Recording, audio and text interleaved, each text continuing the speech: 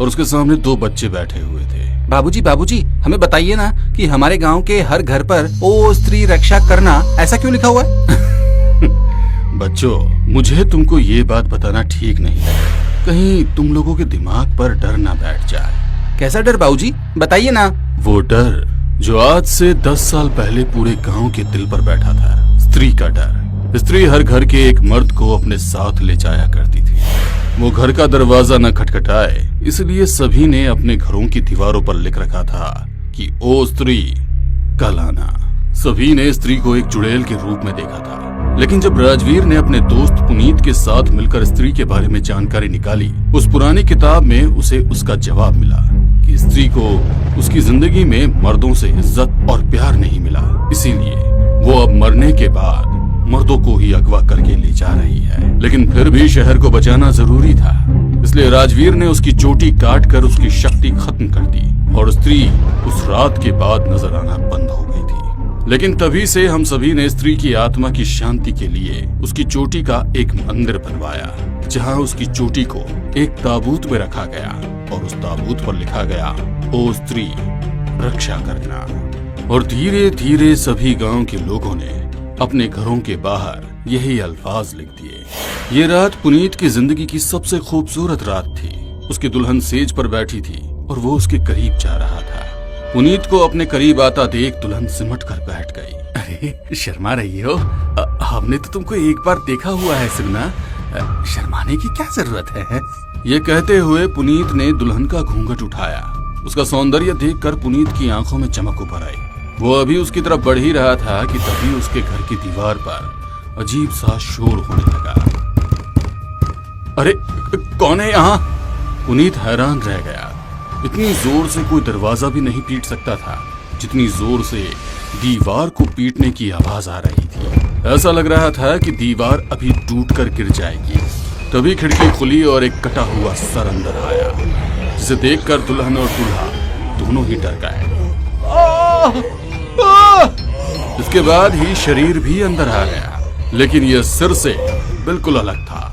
उसके लंबे घने बाल हवा में लटक रहे थे। वो सर अब दुल्हन की तरफ बढ़ गया और उसके बालों ने दुल्हन के दोनों हाथों को जकड़ लिया। तभी उसने अपने बालों के बल दुल्हन को हवा में उठा लिया। जो दीवार अभी तक धम-धम कर रही थी, उसमें तेज रोशनी चमकने लगी। ऐसा लगने लगा जैसे वो दीवार शीशे की बन गई हो और वो सिर दुल्हन को लेकर उसके अंदर चला गया। अगले ही पल दीवार एकदम ठीक हो गई और पुनीत चक्कर खाकर जमीन पर गिर गया। पुनीत, पुनीत उठो। पुनीत की आंख खुली तो सुबह हो चुकी थी। उसके माँ बाप के साथ कुछ पड़ोसी भी घर में थे और उसको हैरानी से देख रहे थे। पुनीत, दुल्हन कहाँ है और तुम यहाँ जमीन पर क्यों पड़े हो? वो सुगना को ले गया वो सुगना को। अरे कौन ले गया? वो सरकटा। ये सुनकर सभी की जुबान से राम राम निकलने लगा। राम राम राम राम राम राम राम राम राम राम राम। पुनीत अब इन सभी के साथ राजवीर के पास गया और उसे सारी बात बता दी। ये क्या बोल रहा है तू? सरकटा दुल्हन को उठा ले गया? हाँ, मेरी आंखों के सामने उठा के ले गया। तो अब तू मुझसे क्या चाहता है? क्या मतलब? अरे जैसे हम दोनों ने मिलकर स्त्री से इस गांव को छुटकारा दिलाया था ना, अब वैसे ही इस सरकटे को हराकर उससे मेरी सुगना को वापस ले आते हैं। तभी राजवीर की बीवी रिया बोली, तब ये सिर्फ इस गांव का एक नौजवान लड़का था और अब ये मेरा पति है और मैं नहीं चाहती कि ये कोई भी जोखिम भरा काम करे। रिया बेटा, तुम हमारी बात को समझो। मुझे कुछ नहीं समझना, आप सभी मेरे घर से बाहर निकलिए। रिया ने सभी लोगों को घर से निकाल दिया और खटाक से दरवाजा बंद कर दिया। अगर फिर से तुमने किसी भूत को पकड़ने या भगाने की कोशिश की ना, तो मैं खुद भूत बन जाऊंगी। ये कहकर उसने चादर तानी और सो गई। राजवीर को पुनीत की फिक्र हो रही थी, लेकिन अपनी बीवी के गुस्से के आगे वो मजबूर था। रात तकरीबन 3 बजे रिया की आंख खुली। उसने पास में रखा हुआ पानी का गिलास उठाया तो वो खाली था। अरे यार, इस गांव में शादी करके तो मैंने मेरी ही किस्मत फोड़ ली। राजवीर सो रहा था, इसीलिए उसने उसे उठाना जरूरी नहीं समझा और पानी का मटका उठाकर घर से निकली। बरामदे में एक कुआं था, उसने बाल्टी पानी में फेंक दी। जब बाल्टी पूरी तरह से नीचे पानी में गिर गई तो उसने वापस रस्सी खींचना शुरू किया। अचानक से हंसने की आवाज आई तो वो डर गई। ये किसकी आवाज है? उसने सांस ली और वापस पानी खींचना शुरू किया। तभी वो आवाज और ज्यादा तेज आने लगी और उसने देखा कि बरामदे में लगे एक पेड़ के तने पर अजीब सी चमक हो रही है, जैसे कि पेड़ पर हजारों जुगनू बैठे हों। उसको प्यास बहुत तेज लगी थी, इसलिए उसने तेजी से बाल्टी को खींचा और जैसे ही रस्सी पूरी ऊपर आई तो उसने बहुत भयानक दृश्य देखा। उस बाल्टी के अंदर कोई काली चीज नजर आई। ये क्या है? उसने उस काली चीज को उठाया तो पाया कि वही कटा हुआ सिर था जिसने सुगना पर हमला किया था। उस पर लिपटे हुए काले बालों ने रिया के हाथ और पैरों को जकड़ लिया और हंसने लगा। रिया का दिल बुरी तरह दहल चुका था। उसकी सांस भी ऊपर नीचे हो रही थी। उसने सांस को पूरी तरह से अंदर लिया और उसके कंठ से एक खौफ भरी चीख निकली। वो चीख सुनकर राजवीर जाग उठा। रिया, तुम कहाँ हो? उसने खिड़की से देखा कि रिया कुएं के पास है। वो भागकर बाहर गया तो सामने का नजारा देखकर उसके भी रोंगटे खड़े हो गए। रिया! वो रिया की तरफ भागा, लेकिन उस सर ने बालों के सहारे ही रिया को हवा में ऊपर उठा दिया। पेड़ में जो लाइट जल रही थी वही एक गोल घेरा खुल गया और वो सिर कटा रिया को उसके अंदर ले गया। नहीं! राजवीर भागकर उस पेड़ के पास पहुंचा तो अचानक से वो पेड़ पहले जैसा हो गया। अब राजवीर की नजर घर की दीवार पर पड़ी तो उसने स्त्री रक्षा करने वाली लाइन को मिटा हुआ पाया। अगली सुबह पुनीत और गांव के सभी लोग एक जगह जमा हुए। राजवीर के चेहरे पर परेशानी साफ नजर आ रही थी और उसके हाथ में वही किताब थी। रिया ने इस किताब को खोलने तक से मुझे साफ मना किया था, लेकिन अब उसी की जान खतरे में है, इसीलिए रिया मुझे माफ कर देना। ऐसा कहकर उसने किताब का वो आखिरी पन्ना खोला जो उसने पढ़ा ही नहीं था। स्त्री बनने से पहले वो एक अच्छी नर्तकी थी और उसे मारकर स्त्री बनाने वाला एक सरकटा था। जब तक स्त्री शहर में घूम रही थी तब तक सरकटा नहीं आ सकता, लेकिन अगर आपने स्त्री को भगा दिया तो सरकटा वापस आएगा।